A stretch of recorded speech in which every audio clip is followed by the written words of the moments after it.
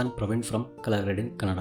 ನಾವು ಇವತ್ತಿನ ವಿಡಿಯೋದಲ್ಲಿ ಹಾಲಿವುಡ್ ಲುಕ್ನ ಹೇಗೆ ಕ್ರಿಯೇಟ್ ಮಾಡೋದು, ಹಾಗೆ ಫೇಮಸ್ ಪ್ರಿಂಟ್ ಎಮ್ಯುಲೇಷನ್ ಕೊಡ್ಯಾಕ್ 2383 ಲಟ್ನ ಹೇಗೆ ಯೂಸ್ ಮಾಡೋದು ಅಂತ ನೋಡೋಣ.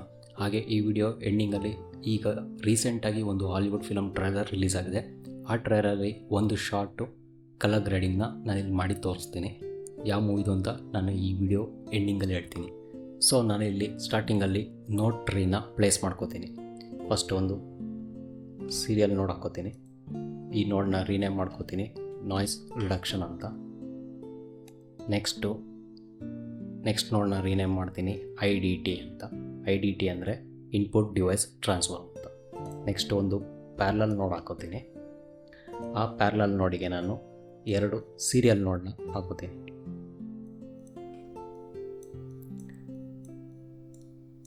ಫಸ್ಟ್ ಸೀರಿಯಲ್ ನೋಡಲ್ಲಿ ನಾನು ರೀನೇಮ್ ಮಾಡ್ಕೋತೀನಿ ಬೇಸ್ ಅಂತ. ನೆಕ್ಸ್ಟು ಕಾಂಟ್ರಾಸ್ಟ್ ಅಂತ.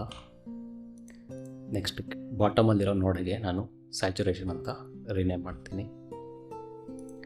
ನೆಕ್ಸ್ಟು ಈ ನೋಡನ್ನ ಲುಕ್ ಅಂತ ರೀನೇಮ್ ಮಾಡ್ಕೋತೀನಿ. ನೆಕ್ಸ್ಟ್ ನೋಡು ಇನ್ನೊಂದು ಸೀರಿಯಲ್ ನೋಡೆ ಪ್ಲೇಸ್ ಮಾಡ್ಕೋತೀನಿ. ಇನ್ನೊಂದು 4 ನೋಡು. ಈ ನೋಡನ್ನ ರೀನೇಮ್ ಮಾಡ್ತೀನಿ ವಿಗ್ನೆಟ್ ಅಂತ. ನೆಕ್ಸ್ಟ್ ನೋಡು ಗ್ರೈನ್. ಈ ನೋಡಲ್ಲಿ ನಾನು ODTನ ಇದು ಮಾಡ್ತೀನಿ. ODT ಅಂದರೆ ಔಟ್ಪುಟ್ ಡಿವೈಸ್ ಟ್ರಾನ್ಸ್ಫಾರ್ಮ್. ನಾವು ಕಲರ್ ಕನ್ವರ್ಷನ್ ಮಾಡ್ಕೋತೀವಲ್ಲ ಆ ಥರ. ನೆಕ್ಸ್ಟ್ ನೋಡನ್ನ ನಾನು ರೀನೇಮ್ ಮಾಡ್ಕೋತೀನಿ ಕೊಡ್ಯಾಕ್ ಅಂತ. ಅಂದರೆ ನಾವು ಲಟ್ ಯೂಸ್ ಮಾಡೋಕ್ಕೆ ಈ ನೋಡನ್ನ ಯೂಸ್ ಮಾಡ್ತಿರೋದು.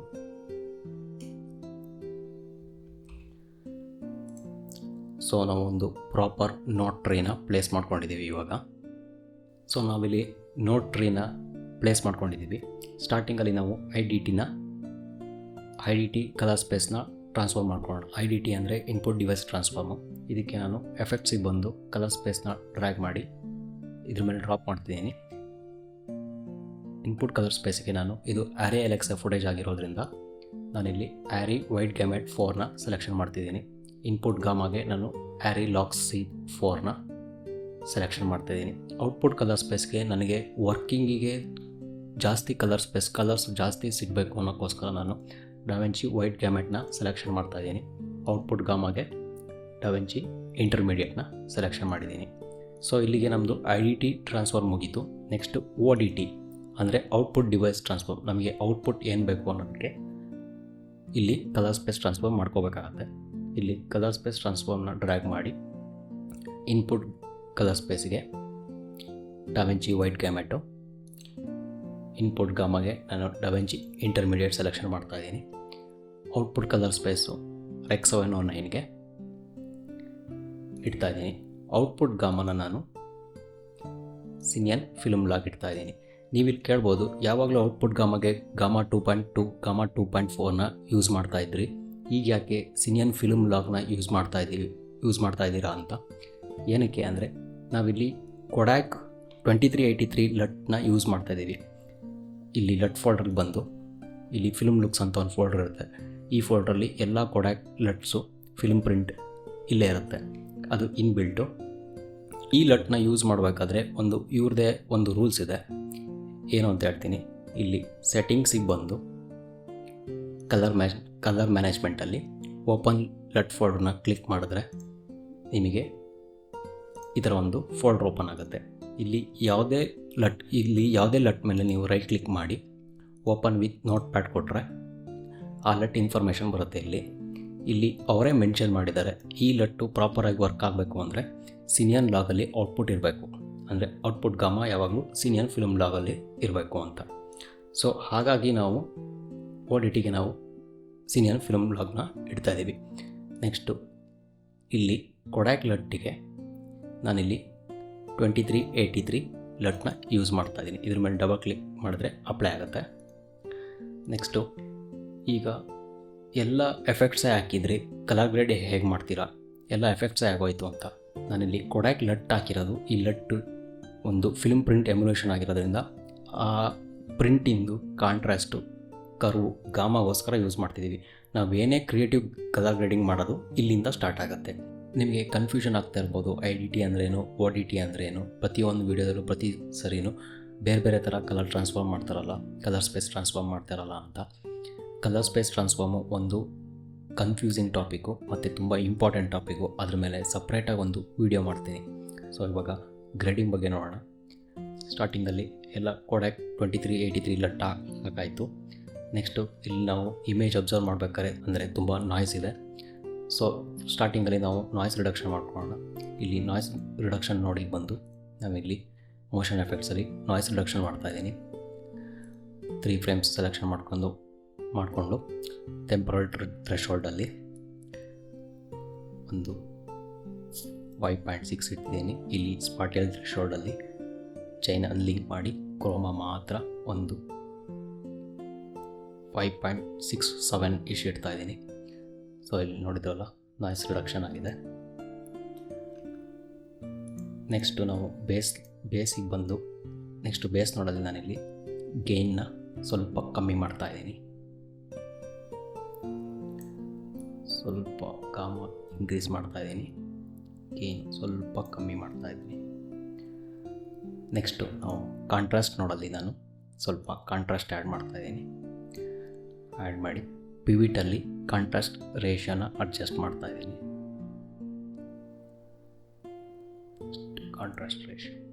ನೆಕ್ಸ್ಟು ನಾನು ಸ್ಯಾಚುರೇಷನ್ ನೋಡಿ ಬಂದು ನಾನಿಲ್ಲಿ ಸಿನಿಮ್ಯಾಟಿಕ್ ಸ್ಯಾಚುರೇಷನ್ನ ಸಪ್ರೇಟ್ ಬೇರೆ ಥರ ಆ್ಯಡ್ ಮಾಡ್ತಾಯಿದ್ದೀನಿ. ಅಂದರೆ ಇಲ್ಲಿ ಕಲರ್ ಸ್ಪೇಸಿಗೆ ಬಂದು ನಾನು HSV ಸೆಲೆಕ್ಷನ್ ಮಾಡಿಕೊಂಡು ನೆಕ್ಸ್ಟು ಚಾನಲಲ್ಲಿ ಚಾನಲ್ 1 ಮತ್ತು ಚಾನಲ್ 3ನ ಡಿಸೇಬಲ್ ಮಾಡ್ತಾಯಿದ್ದೀನಿ. ಚಾನಲ್ 2 ಮಾತ್ರ ಎನೇಬಲ್ ಮಾಡ್ತಾಯಿದ್ದೀನಿ. ಇಲ್ಲಿ ಡಿಸೇಬಲ್ ಮಾಡಾದಮೇಲೆ ನಾನು ಗಾಮಾಗೆ ಬಂದು ಸ್ವಲ್ಪ ಗಾಮ ರೈಸ್ ಮಾಡ್ತಾಯಿದ್ದೀನಿ. ನೋಡಿದ್ರಲ್ಲ, ಒಂದು ಸಿನಿಮ್ಯಾಟಿಕ್ ವೇಯಲ್ಲಿ ಸ್ಯಾಚುರೇಷನ್ ಇನ್ಕ್ರೀಸ್ ಆಗ್ತಾಯಿದೆ. ಇಲ್ಲಿ ನಾನು ನಾಯ್ಸ್ ರಿಡಕ್ಷನ್ನು ಮತ್ತು ಸ್ಯಾಚುರೇಷನ್ನ ಬೇರೆ ಬೇರೆ ಥರ ಅಡ್ಜಸ್ಟ್ ಮಾಡಿದ್ದೀನಿ. ನಂದು ನಾಯ್ಸ್ ರಿಡಕ್ಷನ್ ಹೇಗೆ ಮಾಡೋದು ಅಂತ ಸಪ್ರೇಟಾಗಿ ಒಂದು ವಿಡಿಯೋ ಇದೆ. ಹಾಗೆ ಸಿನಿಮ್ಯಾಟಿಕ್ ಸ್ಯಾಚುರೇಷನ್ನ ಹೇಗೆ ಆ್ಯಡ್ ಮಾಡೋದು ಅಂತ ಒಂದು ಸಪ್ರೇಟಾಗಿ ವಿಡಿಯೋ ಇದೆ. ಅವೆರಡು ವಿಡಿಯೋ ಲಿಂಕ್ಸ್ನ ನಾನು ಡಿಸ್ಕ್ರಿಪ್ಷನಲ್ಲಿ ಹಾಕಿದ್ದೀನಿ, ನೋಡಿ. ನೆಕ್ಸ್ಟು ನಾನಲ್ಲಿ ಲುಕ್ ನೋಡಿ ಬರ್ತಾಯಿದ್ದೀನಿ. ಲುಕ್ ನೋಡಲ್ಲಿ ನಾನು ಲಿಫ್ಟಿಗೆ ಬಂದು ಸ್ವಲ್ಪ ಟೀ ಗ್ರೀನಿಶ್ನ ಆ್ಯಡ್ ಮಾಡ್ತಾಯಿದ್ದೀನಿ.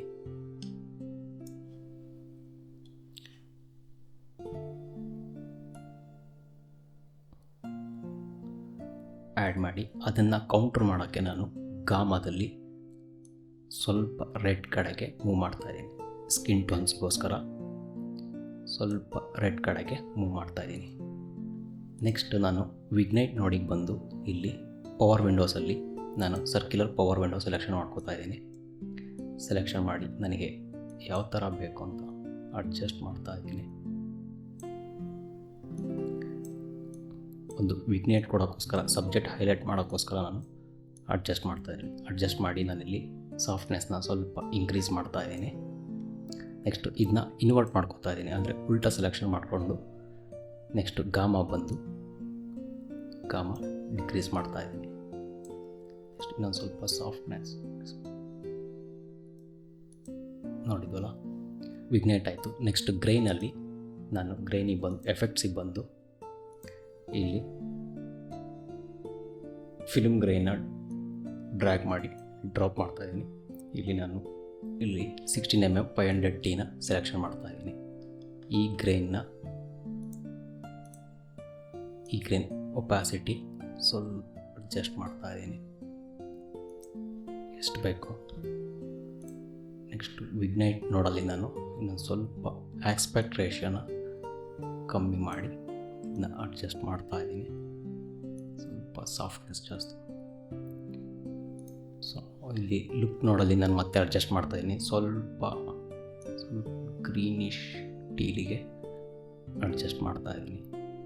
ಸೊ ನೋಡಿದ್ವಲ್ಲ, ಒಂದು ಸಿಂಪಲ್ಲಾಗಿ ಫಿಲ್ಮ್ ಲುಕ್ನ ಹೇಗೆ ಕ್ರಿಯೇಟ್ ಮಾಡ್ಬೋದು ಅಂತ ಬಿಫೋರ್ ಆಫ್ಟರ್ ನೋಡ್ತಿದ್ದೀವಲ್ಲ. ಒಂದು ಹಾಲಿವುಡ್ ಮೂವಿ ಲುಕ್ನ ಹೇಗೆ ಕ್ರಿಯೇಟ್ ಮಾಡ್ಬೋದು ಅಂತ ನಾನು ವಿಡಿಯೋ ಸ್ಟಾರ್ಟಿಂಗಲ್ಲೇ ಹೇಳಿದ್ದೆ.